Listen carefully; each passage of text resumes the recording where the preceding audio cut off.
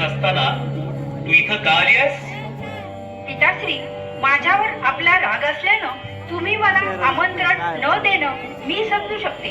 मात्र तुमच्या क्रोधाग्नीमुळे तुम्ही देवादेव महादेवांना सुद्धा आमंत्रित न करणं मात्र अनुचित आहे. बस बस सती, काही बोलू नकोस. ऋषीवन, आपण यज्ञास प्रारंभ करा. ब्रह्मदेवा, विष्णुदेवा, आपणास महादेवांच्या अनुपस्थितीत हा यज्ञ आरंभ होणं इष्ट वाटते का? त्यांच्या उपस्थितीशिवाय त्रिदेवांची मूर्ती अपूर्णच राहते. मग तुम्ही त्यांच्याशिवाय या यज्ञात कसे काय सहभागी होत आहात? सती, विना निमंत्रण इथं येऊन तू माझ्या देवदेवतांचा व अतिथींचा उपमर्द करत आहेस. ज्याला सदैव भूत प्रेत पिशाच्यात रमायला आवडतं, स्मशानात राहायला आवडतं, तो पवित्र कसा काय असू शकेल? अरे, तुझा पती तर भिक्षुक असून माझ्या दृष्टीनं तो अपवित्र होता, आहे आणि नेहमीच अपवित्र राहील. थांबा थांबा पिताश्री, आता बस झालं. ज्यांना तुम्ही भिक्षुक म्हणून हिनवत आहात त्यांच्या दयेने व कृपेने सर्वांचे कल्याण झाले आहे. पिताश्री, तुम्हाला तुमच्या संपत्तीचा व राजपदाचा गर्व झालाय, पण लक्षात असू द्या, तुम्ही माझ्या पती परमेश्वराचा अवमान केल्याने त्यातून तुमचं अधःपतन निश्चित आहे. या घोर अपमानानंतर मला जिवंत राहण्याचा अधिकार नाहीये. थांबा थांबा देवी, असा अनर्थ घडवू नका. थांबा देवी, असं काही आत्मघातक करू नका. आम्ही आपणास विनंती करतो आहोत, हात जोडतो आहोत आपल्या समोर. नाही नाही, जो भगवान शिवांच्या आज्ञेचे पालन करत नाही त्याचे अवकल्याण निश्चितच. मी माझ्या स्वामींच्या आज्ञेचे उल्लंघन केले आहे, त्यामुळे मला त्यांचे प्रायश्चित्त घ्यावेच लागेल. त्यांच्या अपमानाला मीच कारणीभूत ठरले. आता मला माझे प्राण नकोसे झाले. माफ करा स्वामी, मी या शिक्षेस पात्र आहे. मी आता आत्मदहन करणारच.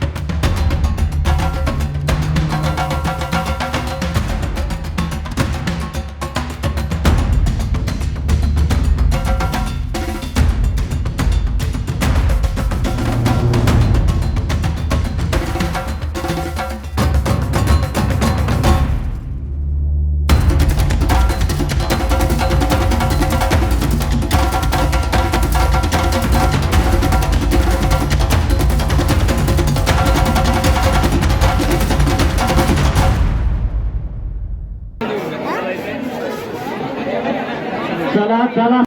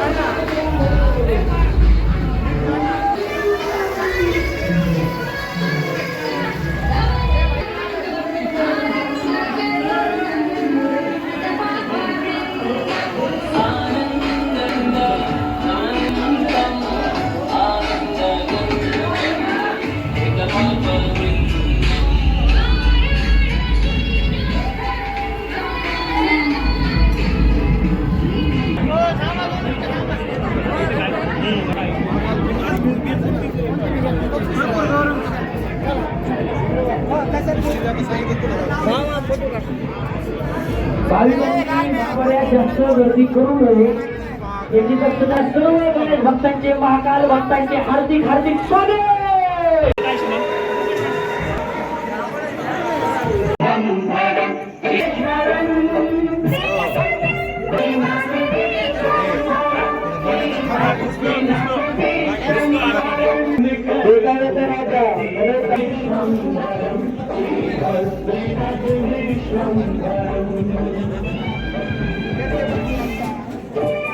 इसमें बारिश आने को बहुत मजा आती है. झाले का बघ आमचे 2 राहिले बघून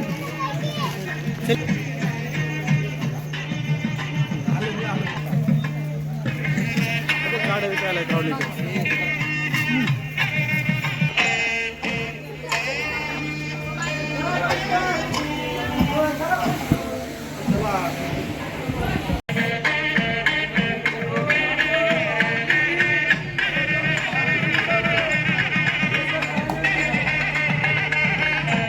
इकडे बघा.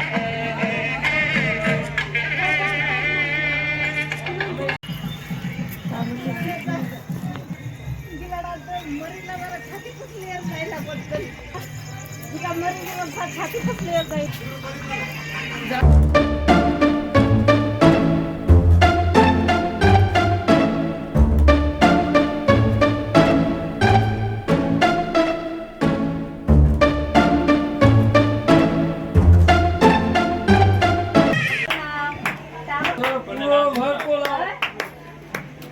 एक गाडी फ्री मिली का?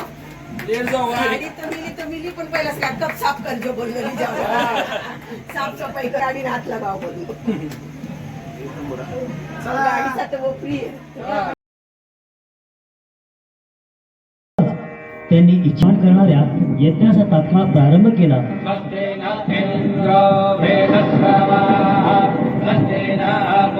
आणि तपश्चर्याच्या शक्तीमुळे होमातून महाभयंकर बलाढ्य राक्षस बाहेर येऊ लागला.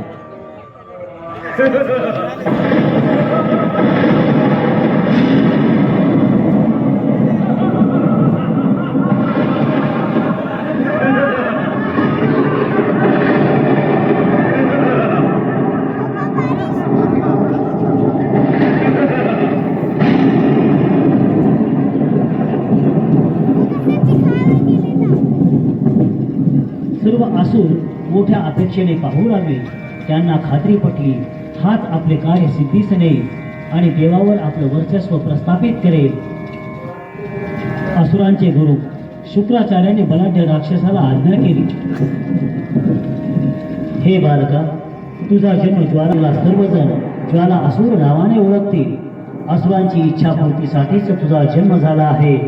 तेव्हा वेळ न घालवता भूलोके असणाऱ्या गंगेला तू पाताळात घेऊन जा. यशस्वी भव, कल्याण भव. ज्वाला असुर आपल्याची आज्ञा शिरसावंद्य म्हणतो आणि तिला पाताळ लोके आणायचे ठरवतो. ज्वालासुराची प्रतिज्ञा ऐकताच देव कैलास पर्वतावर बसलेल्या ध्यानस्थ भगवान शंकराकडे धावले. आणि जर गंगा मातेला पाताळात नेले तर स्वर्गलोकी आणि भूलोकी महाप्रलय होईल. तेव्हा हे देवादिदेव महादेव, आपणच आम्हाला आणि मानव जातीला या संकटातून वाचवा. महादेवा, कृपा करा आणि ज्वाला असुराचा नायनाट करा. देवा, नायनाट करा. हे ऐकून भगवान शंकराची समाधी भंग पावली.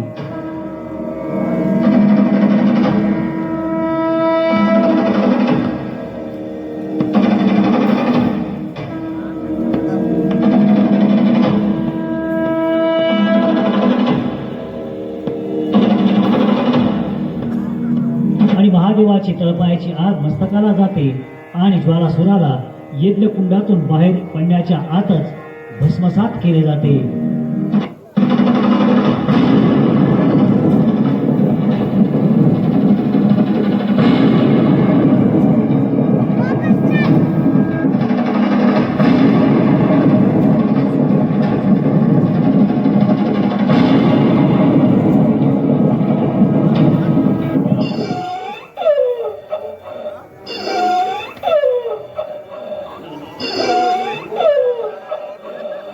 आणि अशा प्रकारे ज्वालासुराचा किंचाळून अंत झाला.